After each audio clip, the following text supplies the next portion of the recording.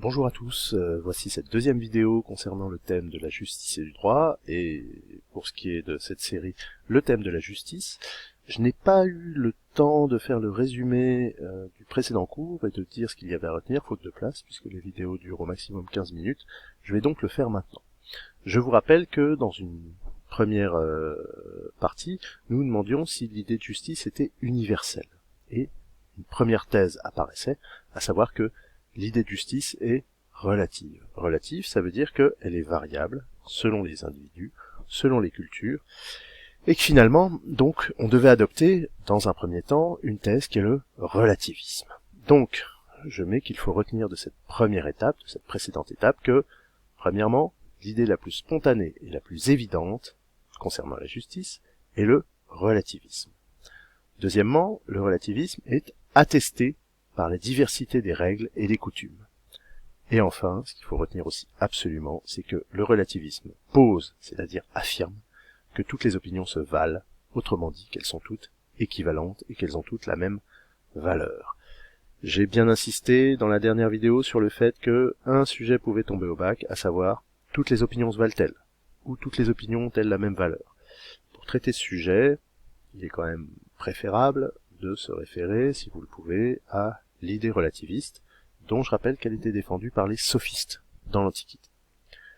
Je pose maintenant la question. Doit-on en rester là? L'idée de justice est-elle réellement relative, c'est-à-dire variable? Et c'est pourquoi donc nous allons passer à une deuxième étape, 1b, qui va consister en une critique du relativisme. Je précise tout de suite que la difficulté de ce cours sur la justice, c'est que le raisonnement est long. Le raisonnement doit être suivi sur plusieurs séances, donc sur plusieurs vidéos, et ce que je vous demande absolument, c'est de ne pas perdre le fil. Le fil, c'est la question, y a-t-il une idée universelle de la justice? Et nous avions donné donc une première réponse, à savoir, l'idée de justice est relative. Nous passons maintenant à la critique du relativisme. Alors, je rappelle que le mot critique en philosophie signifie une évaluation. Évaluation critique, ça veut dire, on essaie de voir ce qui dans une doctrine est acceptable, ou que l'on peut rejeter, c'est-à-dire qu'une critique n'est pas forcément négative. Ce que l'on va faire dans un premier temps, c'est montrer ce qui peut valider le relativisme. Et j'indique que le relativisme semble souvent aller de soi. Pourquoi? Parce qu'il est exprimé par des phrases proverbiales, telles que « à chacun son point de vue » ou encore « les goûts et les couleurs ne se discutent pas ». Des phrases proverbiales, ce sont tout simplement des proverbes. J'ai mis une petite illustration sur les goûts et les couleurs, à savoir un gigantesque plateau avec toutes sortes de nourriture, et pour les plats cuisinés, donc, tous les goûts sont dans la nature. Et on va pas songer à critiquer quelqu'un parce qu'il préfère les croissants au pain au chocolat, ou inversement. Dans le domaine des goûts culinaires, on peut être relativiste, on peut estimer qu'après tout, tous les goûts ont la même valeur. De la même manière, le relativisme semble aussi tolérant. Alors pourquoi est-ce qu'il est tolérant? Parce que finalement il nous empêche de juger trop vite des coutumes que nous ne comprenons pas, et il permet d'accepter des opinions qui sont contraires aux nôtres. Et c'est vrai que, pour prendre un exemple qui concerne la nourriture, il y a une diversité de coutumes autour des pratiques alimentaires. Ce que j'ai mis en illustration, c'est tout simplement la manière de manger traditionnelle chez les Japonais, qui est au ras du sol. Au Japon, on mange à genoux, ce qui ne se fait pas du tout chez nous, mais après tout, pourquoi pas? Et pourquoi est-ce que notre manière de manger serait meilleure que celle qui se pratique au Japon? Et de ce point de vue-là, on a le droit d'être tolérant et on a le droit d'être relativiste et de considérer que il n'y a pas une coutume qui soit meilleure qu'une autre. Et pour finir, ces premières considérations, on peut dire qu'il n'est pas étonnant que le relativisme apparaisse en démocratie, puisque le régime démocratique suppose la libre expression des opinions et des croyances. Dans une démocratie, un des principes, et ça on y reviendra, c'est que les opinions peuvent s'exprimer librement. Et dans la mesure où les opinions peuvent s'exprimer librement, on estime a priori que ces opinions ont valeur égale. Et c'est le cas en particulier des croyances religieuses. J'ai mis une petite image qui montre tous les symboles religieux, une série de symboles religieux, certainement pas tous, sachant que les religions peuvent coexister parce que, finalement, on n'affirme pas en démocratie qu'il y a une religion qui est meilleure qu'une autre. Bon. Pourtant, le relativisme, comme je l'ai écrit, ne résiste pas à un examen critique approfondi. Donc on va à présent examiner une série de critiques que l'on peut adresser au relativisme, critiques donc deux critiques principales. La première critique est une critique d'ordre logique. C'est vrai que quand on examine un petit peu le relativisme, on s'aperçoit qu'il y a en lui une faute, qu'on appellera une contradiction. Quelle est cette faute? Eh bien, je lis, en admettant que toutes les opinions ont la même valeur, il, c'est-à-dire le relativisme, admet aussi la validité de l'opinion contraire au relativisme. Pour reformuler, parce que là c'est un petit peu subtil, si on dit toutes les opinions ont la même valeur, l'opinion qui dit toutes les opinions n'ont pas la même valeur a aussi de la valeur. De ce point de vue-là, on admet à la fois ses propres opinions et des opinions qui sont contraires au relativisme lui-même. Et j'en déduis que le relativisme renferme ce que l'on appellera une contradiction interne. On retrouve quelque chose qu'on avait vu au moment où l'on étudiait les sceptiques. En début d'année, je vous rappelle que pour le scepticisme, la vérité n'existe pas. Il n'y a pas de vérité. Mais lorsque l'on dit il n'y a pas de vérité, il y a une contradiction qui apparaît immédiatement, c'est que l'on prétend dire une vérité. Donc, on affirme quelque chose qui tout de suite, se contredit, ou se retourne contre soi-même. Il y a le même genre de contradiction interne dans le relativisme, au sens où, si le relativiste, d'une certaine manière, dit tout est valable, même la thèse qui dit que tout n'est pas valable.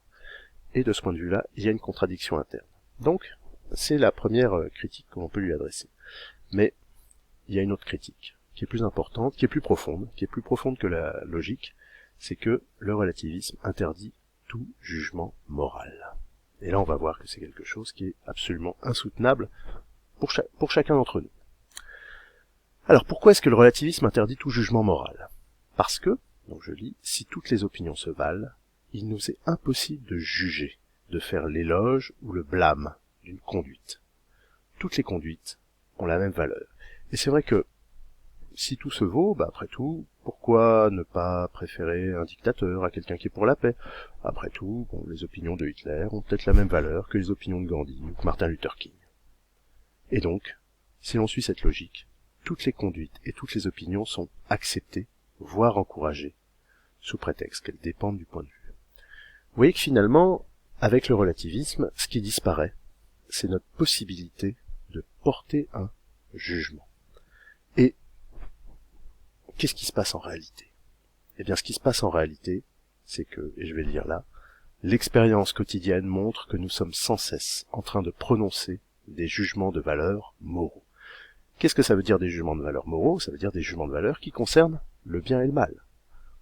Nous faisons l'éloge d'une conduite courageuse ou généreuse, et nous blâmons les attitudes lâches ou perverses, c'est-à-dire des attitudes où l'on fait du mal volontairement et en le voulant.